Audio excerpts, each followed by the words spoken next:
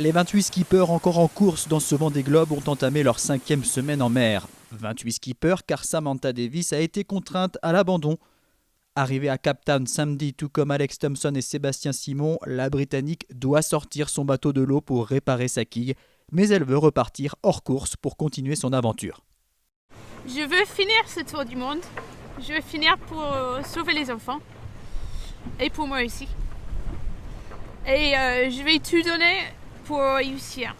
Le week-end a aussi été marqué par le spectaculaire débarquement de Kevin Escoffier du bateau de Jean Le Cam. Le skipper de PRB, secouru par le roi Jean après le naufrage de son bateau, est désormais à bord de la frégate de la Marine nationale, le Nivose, en direction de la Réunion. Jean Le Cam navigue de nouveau en solitaire. Louis Burton, lui, est toujours en course, mais le skipper de Bureau Vallée a passé de très longues heures à remettre en état l'électronique de son bateau tombé en rade. Au nord des îles Kerguelen, Charlie Dalin est toujours en tête devant Thomas Ruyant. Après plusieurs jours très difficiles, les conditions se sont légèrement améliorées, mais pour peu de temps, une forte dépression secondaire se profile ces prochaines heures. Une mer qui commence tout doucement à s'arranger.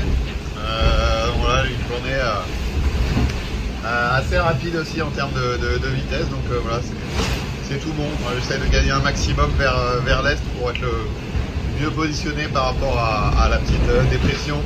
On a vent du front, c'est des conditions assez toniques, mais finalement assez agréables et c'est assez rapide. Alors agréable, c'est un grand mot, hein.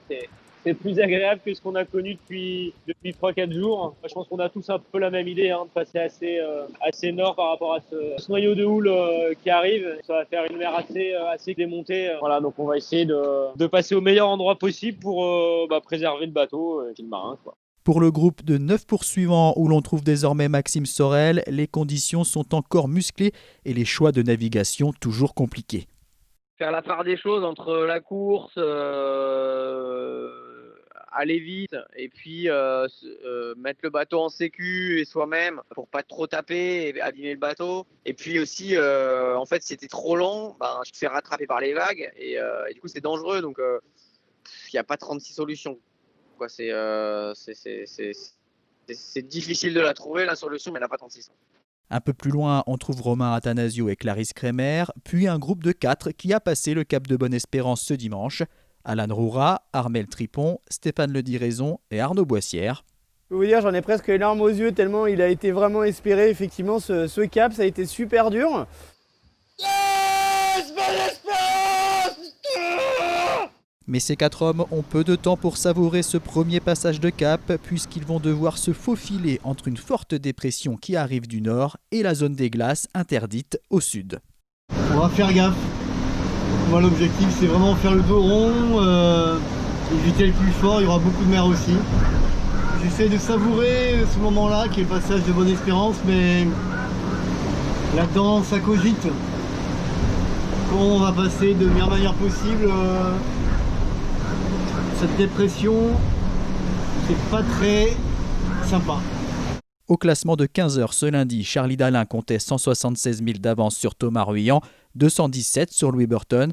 Les 8 premiers se tiennent en moins de 500 000. Benjamin Dutreux est en 7e position. 12e et 13e, Romain Athanasio et Clarisse Kremer comptent environ 900 000 d'avance sur le quatuor Tripon, Roura, Lediraison, Boissière. 18e place pour Manuel Cousin au niveau du cap de Bonne-Espérance que passeront bientôt Didac Costa et Pip Air. Derrière, on trouve un groupe de 8 étalé à l'horizontale entre Fabrice Amédéo, le plus à l'est, et Jérémy Bayou à l'ouest. Au milieu, Kojiro Shiraishi a dû faire face à une avarie sur son bout de dehors.